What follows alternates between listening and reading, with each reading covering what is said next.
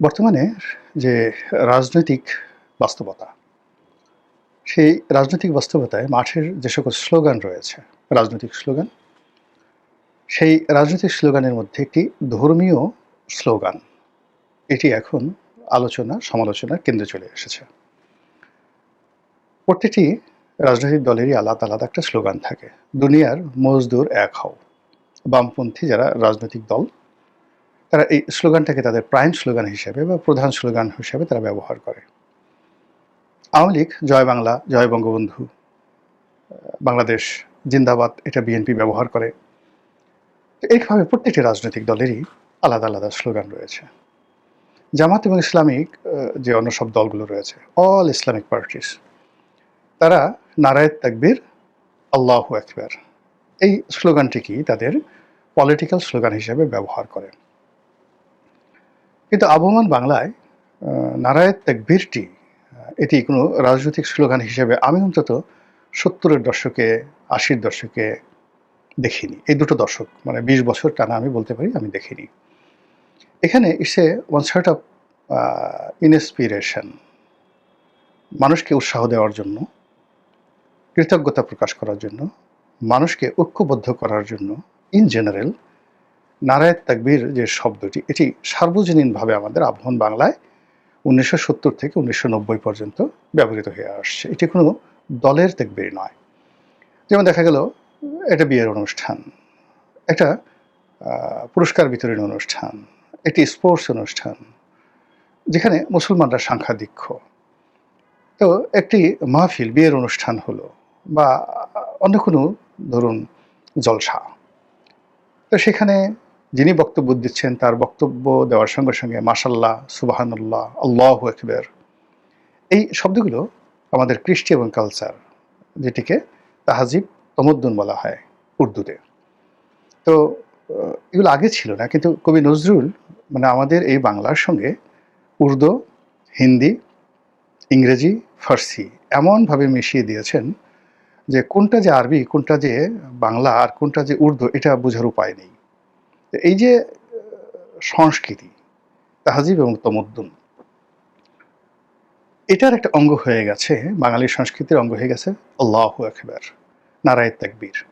এর কারণ হলো শতকরা ৯০% মুসলমান, মানে সে প্রতিদিন আল্লাহু আকবার শুনছে ৫ বার করে, মানে ৫ বার আজানের মধ্যে সে আল্লাহু আকবার শুনছে, নামাজের মধ্যে আল্লাহু আকবার শুনছে, তেলাওয়াতের মধ্যে আল্লাহু আকবার শুনছে। অর্থাৎ ঘুরে ফিরে ১৮ কোটি মানুষ ইচ্ছায় অনিচ্ছায়, জানতে অজান্তে অন্ততপক্ষে ১০০ বার প্রতিদিন তাকে আল্লাহু আকবার শব্দটি শুনতে হচ্ছে।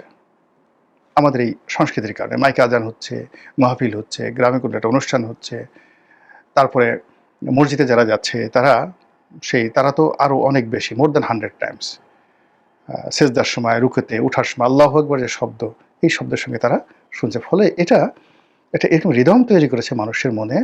এটা কোনো রাজনৈতিক স্লোগান হতে পারে না, এটা একটা সার্বজনীন সংস্কৃতি, জীবনের অঙ্গ হয়ে গেছে। বসন্তে যেমন কোকিলের শব্দ অনিবার্য, তারপরে মেঘমুক্ত আকাশে সূর্যের আলো যেভাবে অনিবার্য, মেঘমুক্ত আকাশে পূর্ণিমার আলো যেভাবে অনিবার্য, তেমনি শতকরা ৯০% মুসলমানদের জীবনে আল্লাহু আকবার যে শব্দটি, এই শব্দটি একটা সার্বজনীন শব্দে পরিণত হয়েছে। এখন এই শব্দের সঙ্গে আবার অতিরিক্ত নারায়ে তাকবীর, তো নারায়ে তাকবীর মানে জোরে বলো বা জোরে মানে আওয়াজ তুলো, একত্রে আওয়াজ তুলো, এরকম একটা শব্দ নারায়ে তাকবীর।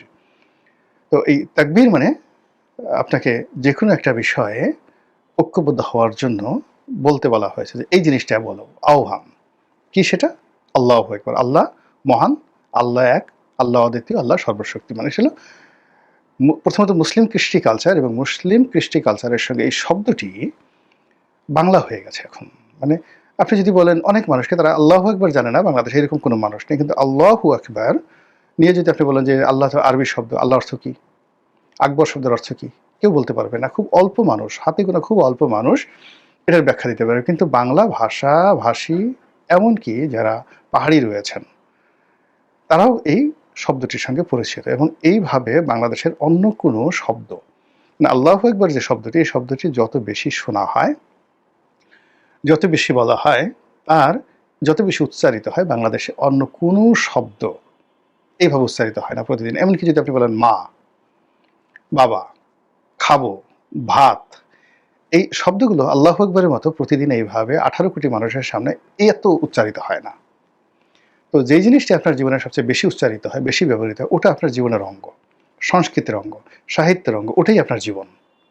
তো সেই দিক থেকে আল্লাহু আকবার আপনি যেভাবেই বলেন না কেন, বাংলাদেশের সাহিত্য এবং সংস্কৃতিতে এটি একটি অবিচ্ছেদ্য অঙ্গ হয়ে গেছে, আমাদের জীবনের অন্য যে কোনো শব্দের মতো। এখন আসেন যে এটা নিয়ে আমরা ইদানিং অ্যালার্জি দেখাচ্ছি। ভালো কথা। যেমন একটা সময় মুক্তিযুদ্ধের সময় এই জয় বাংলা শব্দটি এরকম অনিবার্য হয়ে পড়েছিল বাঙালি সংস্কৃতির কারণে, যুদ্ধের প্রয়োজনে, মানুষের রাজনৈতিক আশা আকাঙ্ক্ষার প্রয়োজনে জয় বাংলা শব্দটি অনিবার্য হয়েছিল। কিন্তু আওয়ামী লীগের বাড়াবাড়ি, আওয়ামী লীগের এই জয় বাংলা শব্দটি নিয়ে টানাটানি এবং এই শব্দটিকে ওন করার কারণে দেখা গেল আওয়ামী বিরোধী যারা শক্তি রয়েছে, এরকম একটা নিখাত, খাঁটি, তদ্ভব বা তৎসম বাংলা, সেই প্রমিত বাংলার একটি শব্দ নিয়ে মানুষের অ্যালার্জি। জয় বাংলা মানে আওয়ামী লীগ, জয় বাংলা মানে খারাপ, জয় বাংলা মানে শেষ করে দেওয়া, জয় বাংলা মানে একেবারে কবরে পাঠিয়ে দেওয়া। তো এরকম আল্লাহু আকবার যে শব্দটি, এই শব্দটির অনিবার্যতা, এই শব্দটির সার্বজনীনতা, এটি যখন ধড়িবাজ, ধান্দাবাজ, রাজনৈতিক কর্মে, তারপরে বিভিন্ন মাহফিলে, বিশেষ করে যেখানে ওয়াজের নামে মানে অনেক কিছু হয়, যেমন ডিজে হয়, মানে যারা ডিজে গান গাচ্ছে ওয়াজের ময়দানে, জিকির করছে, আজকার করছে, তার প্রতিপক্ষ আবার তাদেরকে ডিজে বলছে, আবার অন্য পক্ষে যারা ওয়াজের নামে ওহাবিবাদ ছড়াচ্ছে তাদেরকে বোঝায় কাফের, মুনাফেক ইত্যাদি ইত্যাদি। তো এই সমস্ত জায়গাতে যেখানে বিতর্ক তৈরি হচ্ছে, সেখানে যখন আল্লাহু আকবার শব্দটি উচ্চারিত হয়, তখন এটার মর্যাদা হানি হয়, সম্মান হানি হয়। এখানে ধর্মীয় ভাবগাম্ভীর্য, মানে আল্লাহু আকবার শব্দটা এমন, সুবহানাল্লাহ, তারপরে আল্লাহু আকবার, আলহামদুলিল্লাহ, এই শব্দগুলোর একটা ধর্মীয় গুরুত্ব এবং মর্যাদা রয়েছে। এটা বিশাল ব্যাপার। কিন্তু তার বাইরেও আমাদের মধ্যে একটা সময় যেমন দেখা গেল, আমি এটা 70 দশকের প্রথম দিকে দেখেছি, 75-76 সন পর্যন্ত, এরপরে এটা এতটা নয়। সেটা হল ইয়া আলী, মানে আল্লাহু আকবার যেভাবে সার্বজনীন, ইয়া আলী মানে দেখা গেল কিছু হইলে মানুষের মধ্যে ইয়া আলী এই কথা বলে তারা ঝাঁপিয়ে পড়তে এসছে, মানে রিদম অফ এনার্জি, শক্তি যোগানোর একটা মাধ্যম। ইয়া আলী, জোরে টান দিতেছি ইয়া আলী। তো ইয়া আলীর যে জিনিসটা এখন কমে গিয়ে সেই জায়গাটাতে আসলে আল্লাহু আকবার আমাদের এখানে একটা সার্বজনীন শব্দে পরিণত হয়ে গেছে। এখন সেই সার্বজনীন শব্দটা যখন মন্দ মানুষের মুখে উচ্চারিত হয়, যার বিরুদ্ধে জেনার অভিযোগ আছে, দুর্নীতির অভিযোগ আছে, ব্যভিচারের অভিযোগ আছে, ধড়িবাজের অভিযোগ আছে, লোক ঠকানোর অভিযোগ আছে, ধান্দাবাজির অভিযোগ আছে, মুনাফিকের অভিযোগ আছে, যুদ্ধাপরাধের অভিযোগ আছে, তো তাদের মুখে যখন এটা বেশি বেশি উচ্চারিত হয়, আর তারা যখন এরকম একটি সার্বজনীন শব্দ তারা ওন করতে চায়, যেটা আমাদের সম্পত্তি, কিংবা সাধারণ মানুষ না বুঝে যখন এইরকম একটা মূল্যবান, এরকম একটা সুন্দর একটা কালচার, এর কারণ হলো মানে একটি শব্দ দীর্ঘদিন ধরে একটি মানে সম্প্রদায়কে শত শত বছর ধরে বা যুগের পর যুগ ধরে ঐক্যবদ্ধ রাখতে পারে বা মানুষের কাছে সেম মেসেজ দিতে পারে, এরকম শব্দ কিন্তু খুব অল্প আছে। যেমন পানি, মা, বাবা, এই শব্দগুলোর একটা সার্বজনীনতা আছে। বিজয়ের মাসে নারায়ে তাকবীর, আল্লাহু আকবার। আব্বা গো, বাবা গো, এই যে একটা আকুতি, মুহূর্তের মধ্যে আশেপাশে যত মানুষ রয়েছে সব মানুষের মধ্যে মানে এই শব্দের যে দ্যুতি ছড়িয়ে পড়ে। যদি আপনি আর্তের মতো চিৎকার করেন মা গো, সবাই বলবে যে বিপদে পড়েছে। খুশিতে বলে যে ওরে আমার মা গো, আনন্দে আছেন। তেমনি আল্লাহু আকবার শব্দটাও মানে একটা ভাষাতে এরকম মানে খুব অল্প শব্দ, পৃথিবীর সবচেয়ে রিচ যে মানে ভাষাগুলো আছে সেখানেও এরকম আসলে 100-র মতো শব্দ আপনি পাবেন না, যেগুলো সার্বজনীনভাবে মানুষের মধ্যে উদ্দীপনা তৈরি করে, উৎসাহ তৈরি করে, ইতিবাচক ধারা তৈরি করে। তো সেই দিক থেকে আল্লাহু আকবার এমন একটা শব্দ যেটি মানুষকে শুধুমাত্র ইন্সপায়ার্ড করে। সেই শব্দটি জামাতের সম্পত্তি হতে পারে না। ফার্স্ট থিং হলো জামাতের সম্পত্তি হতে পারে না। এর কারণ হলো, সত্য মিথ্যা আমি জানি না, বাট যেটা দেখলাম ইউটিউবে বা সোশ্যাল মাধ্যমে, এবছর সেনাবাহিনীর যে সকল প্যারা ট্রুপার প্লেন থেকে 16 ডিসেম্বর তারিখে যুদ্ধ বিমান থেকে তারা ঝাঁপ দিয়েছেন সেই আকাশ থেকে। তো সেই যে প্যারা যারা ট্রুপার তারা সেখান থেকে ঝাঁপ দেওয়ার আগে সম্মিলিতভাবে আল্লাহু আকবার বলেছেন। তো সেই আল্লাহু আকবার বলতে গিয়ে হয়তো তারা ইন্সপায়ার্ড হয়েছেন বা যে মহাশূন্য বা শূন্যে তারা শূন্য থেকে তারা জমিনের দিকে আসছেন, ওখানে আসলে আল্লাহ ছাড়ার কারো নাম মনে আসে না। ওই জায়গাতে আপনি গিয়ে দেখেন আল্লাহর নামই মনে আসবে, আপনার বাবার নাম মনে আসবে না। তো যা হোক এনিওয়ে, তো সেখান থেকে তারা ঝাঁপ দেওয়ার আগে, প্যারাশুট নিয়ে ঝাঁপ দেওয়ার আগে তারা আল্লাহু আকবার বলেছেন। এটা নিয়ে ট্রল হচ্ছে যে ওখানে সব জামাতি লোকজন ঢুকে গেছে, সবাই জামাত, এখন সেনাবাহিনীর মধ্যে জামাত ঢুকে গেছে। তো এই বিষয়গুলো নিয়ে মূলত আমার যতটুকু দায়িত্ব ততটুকু বললাম আল্লাহু আকবার শব্দ নিয়ে। কিন্তু এখানে যারা এই কর্মকাণ্ড করেন তাদেরকেও কিন্তু বুঝতে হবে। আপনি দেখবেন ভারতীয় চলচ্চিত্রে পাকিস্তান আর্মির কতগুলো ছবি ছাপানো হয়েছে। মানে পাকিস্তান আর্মি, পাকিস্তানের যে সমস্ত সন্ত্রাসী লোকজন, তো আর্মিদের একটা বিশেষ স্টাইলে, হেয়ার স্টাইলে দাড়ি থাকে। এই আমাদের দেশে জামাতরা যেভাবে দাড়ি রাখে ঠিক ওইরকম ছোট ছোট দাড়ি, এক মুষ্টির চেয়ে কম। এরপর ক্লিন শেভ, মানে এই জায়গাতে এইভাবে দেখেন এই পর্যন্ত, মানে একদম শেভ করা থাকে, মোজটা কামানো থাকে। আমি সাধারণত আমি হাত দিয়ে বুঝাই না, বাট আপনাদের বোঝার জন্য বুঝালাম। এইভাবে হিন্দি চলচ্চিত্রে পাকিস্তান আর্মির যারা এরকম দুষ্ট লোক তাদেরকে বোঝানোর জন্য এরকম ক্লিন শেভ করা দাড়ি, মানে খণ্ডিত দাড়ি, মোজ থাকে না, তো এরকম দাড়ি। আর যারা সন্ত্রাসী তাদের লম্বা একটু দাড়ি থাকে বা তাদেরও মোজ থাকে না, এবং ওরকম ক্লিন শেভ করা, গালের অংশটা তারা কামিয়ে ফেলে, আর চোখে সুরমা দেওয়া থাকে, টুপিও দেওয়া থাকে, আর ওই হিজাবের মতো একটা রুমাল দেওয়া থাকে। এবং এইগুলো করে মানে ভারতীয় চলচ্চিত্রে যেটা কাজ করেছে, মুসলমানদেরকে একটা সন্ত্রাসী বানানোর জন্য গ্লোবালি তারা যে ন্যারেটিভটা তৈরি করেছে এটা কিন্তু ওয়েস্ট খেয়েছে। এখন ওই ধরনের কোনো পোশাক, ওই ধরনের কোনো ড্রেস আপ, ওই ধরনের কোনো মানে যাকে বলা হয় হেয়ার স্টাইল, বিয়ার্ড স্টাইল, দাড়ির স্টাইল, এগুলো যখন থাকে, সেটা সেনাবাহিনীর হোক, পুলিশ বাহিনীর হোক, জনগণের হোক, আমরা এই পশ্চিমা যে সংস্কৃতি, সেই সংস্কৃতিতে আমরা ঠিক সেই ন্যারেটিভের মধ্যে পড়ে যাই। ইদানিং আমাদের মধ্যে বাংলাদেশে কিন্তু দেখা যাচ্ছে, অর্থাৎ এই যে যে চলচ্চিত্রে যাদেরকে যেভাবে নেতিবাচক অর্থে উপস্থাপন করা হয়েছে, ঠিক সেই দৃশ্যটাই এখন আমাদের অনেক সরকারি স্পর্শকাতর যে জায়গাগুলো সেখানে কর্মকর্তাদের মধ্যে দেখা যাচ্ছে।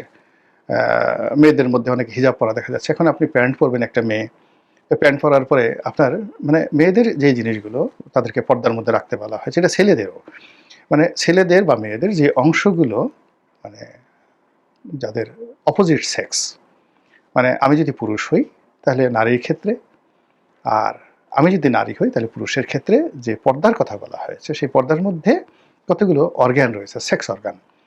যেমন পুরুষের চোখ এবং ঠোঁট, নারীরও চোখ এবং ঠোঁট তার অপোজিট সেক্সকে মারাত্মকভাবে আকর্ষণ করে। তো কাজেই ঠোঁট এবং চোখকে সংযুক্ত রাখতে বলা হয়েছে। এরপরে পুরুষের সিনা বা বুক, ধরেন আপনার খুব মাসেল, হাতের পেশি, তারপরে সিনা, অনেক পুরুষ দেখেন খুব উঁচু হয়ে থাকে। তো সেখানে আপনার পোশাক এরকমভাবে হবে যেন এই দৃশ্য দেখে কোনো নারীর মনে কামনা না জাগে। নারীদেরও একই অবস্থা। নারীদের যে স্তন্য রয়েছে সেটাকে আপনি খুবই উঁচু করে প্রসারিত করে পুরুষের সামনে ঘোরাফেরা করলেন। আপনার জিনিস আল্লাহ দিয়েছে, আপনি আপনার মতো হেফাজত করেন, আপনার জায়গা মতো রাখেন, বা যার জন্য প্রয়োজনীয় তার জন্য আপনি সেই কাজগুলো করেন। কিন্তু এটা সার্বজনীন, আপনাকে সেই স্তন্য দেখাতে হবে, আপনাকে বুকের পেশি দেখাতে হবে, সবাইকে হাতের মানে পেশি দেখাতে হবে, এবং এটা দেখানোর জন্য আপনি এমন গেঞ্জি পরবেন যাতে দেখা যায়। তো এটা অনেক নারী দেখে নারীর মনে যদি কামনা জাগে, এটাই আসলে পর্দা করতে বলা হয়েছে। এরপর আপনি আসেন আপনার তলপেট, তলপেট, নাভি, সেটা নারী এবং পুরুষ উভয়ের জন্য। এখানে দেখুন পুরুষও নাভি দেখাচ্ছে, এবং নাভি দেখানোর পর নাভির নিচে তার যে লোমগুলো রয়েছে, পশমগুলো রয়েছে, সেগুলো দেখানোর একটা প্রবৃত্তি পুরুষদের মধ্যে এসে গেছে।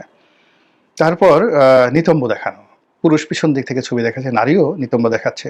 এরপরে নারী তার এমনভাবে পোশাক আশাক পরছে, এখন অনেক নারী প্যান্ট পরছে, টাইটস পরছে, যেন তার যে যৌনাঙ্গটি এটা স্পষ্টভাবে তার যে ত্রিভুজ অঙ্গটি এটি বোঝা যায়, আপনি যেন বুঝতে পারেন যে ওটার আকৃতি কেমন।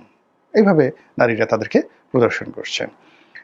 আর পুরুষরাও এখন দেখা গেল যে আগে পুরুষরা দুটো জায়গা পরতেন, এবং তারা তাদের অন্ডকোষ এবং লিঙ্গ এমনভাবে রাখতেন যেন প্যান্ট পরলে বসলে তাদের কোনো অবস্থায় যেন দেখা না যায়। আর এখন কি হলো, সেই শাহরুখ খানের মতো উল্টো জিন্স প্যান্ট পরছে, এবং তারা তাদের যে পুরুষাঙ্গ সেই পুরুষাঙ্গটা উল্টো দিকে দিয়ে দিচ্ছে যেন সেটা ফুলে থাকে, দেখে যেন বুঝতে পারে আপনার ওই অঙ্গটি কত বড় এবং কতটা শক্তিশালী। এবং আপনার অন্ডকোষটিও যে বড় সেটা বোঝানোর জন্য কিন্তু আপনি সেভাবে এলোমেলো করে দিচ্ছেন। এটা ইদানিং এই জিনিসটা শুরু হচ্ছে, ভ্রষ্টাচার শুরু হচ্ছে। তো সেই দিক থেকে আমি মনে করি যে আপনি যদি হিজাবি হতে চান, মানে তাহলে আপনাকে ওই মূল ব্যাপার হলো যে আপনি প্যান্ট শার্ট পরছেন, নিতম্ব খুব দেখা যাচ্ছে, স্তন্য দেখা যাচ্ছে, স্তন্য আপনি প্রদর্শন হচ্ছেন, আপনি হাঁটছেন, ওগুলো কাঁপছে, মানুষ দেখছে, আর মাথায় আপনি চুল ঢাকার জন্য একটা হিজাব পরে আসলেন। এটা ওই যে মিয়া খলিফা বা ওই যে ধরনের লোকজন মানে ইসলামকে ছোট করার জন্য যে ভিডিওগুলো, পর্ন ভিডিওগুলো আমাদের এখানে খুব ভাইরাল হয়ে গেছে, ঠিক ওইরকম একটা অবস্থা তৈরি হয়ে গেছে আমাদের এই সমাজে, এবং অনেক নারী এবং অনেক পুরুষ এই কাজগুলো করছেন দায়িত্বপূর্ণ পদে থেকে। যার যেটা করা উচিত না তার সেই যে কাজগুলো করছেন, ফলে কি হলো, ধর্মকর্ম নিয়ে যারা সমালোচনা করেন তাদের এই বিষয়গুলো নিয়ে সমালোচনা করার জন্য আরও বেশি সুযোগ হয়ে যাচ্ছে। আশা করি আমার এই বক্তব্য ক্ষমা সুন্দর দৃষ্টিতে দেখবেন। নির্বিকার চিত্রে আমি কথা বলার চেষ্টা করেছি, সেটা যেন আমি আমার পরিবারে, আমার সংসারে, আমার অফিসে, আমার কর্মে আমি অনুসরণ করতে পারি, এবং আল্লাহ রাব্বুল আলামিন যদি এই জিনিসগুলো আপনাদের জন্য কল্যাণ করা হয়, আপনাদের জন্য নসিব করেন। আসসালামু আলাইকুম ওয়া রাহমাতুল্লাহি ওয়া বারাকাতুহু।